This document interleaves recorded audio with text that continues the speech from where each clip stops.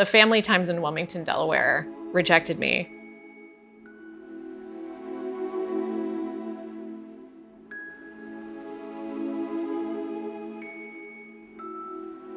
We have been inundated with manuscripts since we were published in the writer's market.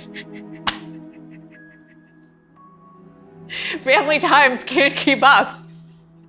They did encourage me to continue submitting to them, but they apparently sent it back. I guess that's sort of nice. You could use the manuscript to send elsewhere. What you would do is you'd include a self-addressed stamped envelope so that they could reject you. That tells you how much rejection is built in.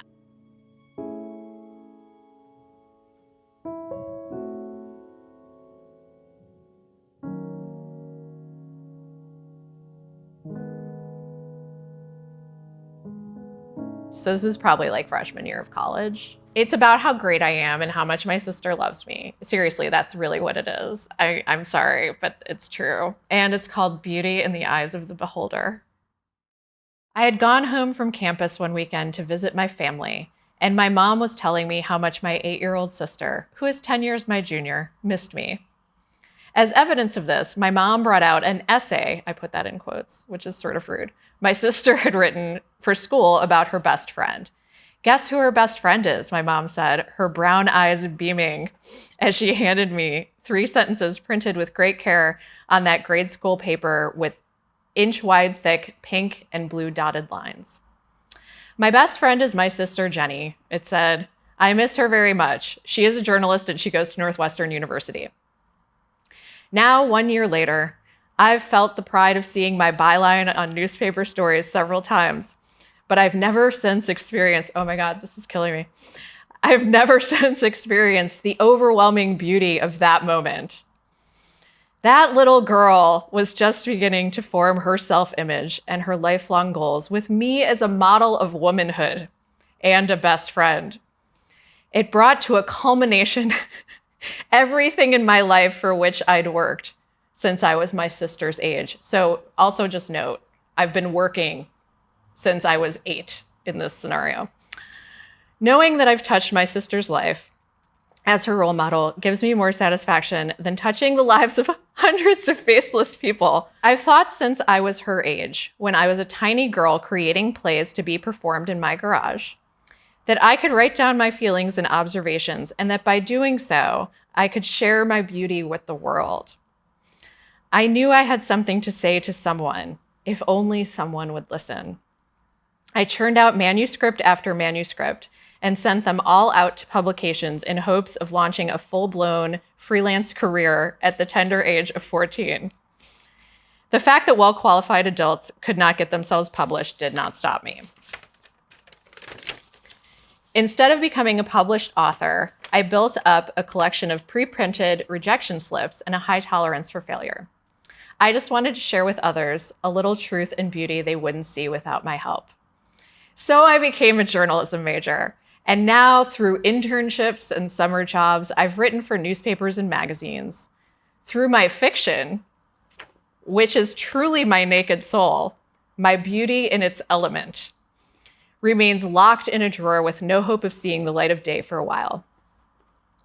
When I finish a piece of fiction, despite the fact that it may never get published, I see my own inner light on paper and know that someday I'll be able to share that light with more than my closest friends. And when my sister, she's a very, very mature 10 now, and I a ripe old 20, looks at me with amazed admiration in her deep brown eyes that mirror mine, and declares her determination to join the staff of her school newspaper, pre-printed rejection slips make no difference to me. All that matters is the beauty she will give to the world in her lifetime, in part because of me.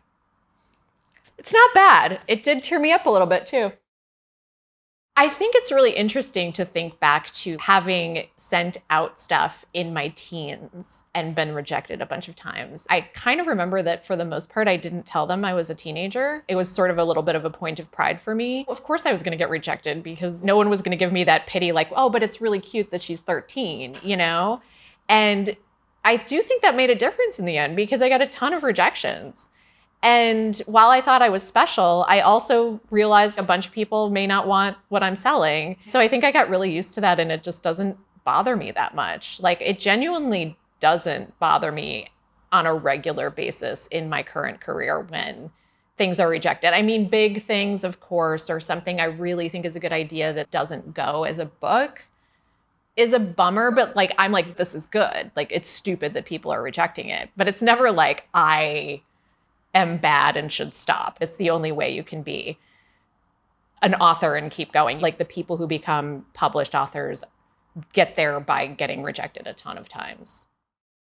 Anyone I've talked to who has done it is like, oh yeah, and I have these, 6, 10, 12, 15 other projects I tried in my computer and they didn't go, and you just move on. And the same thing is true of even people in TV writing, stuff like that. One minute you're talking to them about this incredible idea that sounds so good, and the next time you see them 6 months later, you ask about it again and they're like, oh yeah, that didn't go, that's not happening. And you just can't believe all the great ideas that are out there kind of sitting around. And who knows, at any time somebody might pick them back up and they become a thing. That does happen all the time. Rejection is not fun, and it's not the outcome anyone hoped to get. You're always waiting for the yes. But I think I just have faith in some of my ideas. Some of them I might just go like, oh, actually, you're right, that wasn't that good. But sometimes I'll have enough faith in an idea. There's some ideas I still have on my lists that have been rejected, and I'm like, no, that's not coming off the list. I'm gonna try that again. I'm gonna keep trying.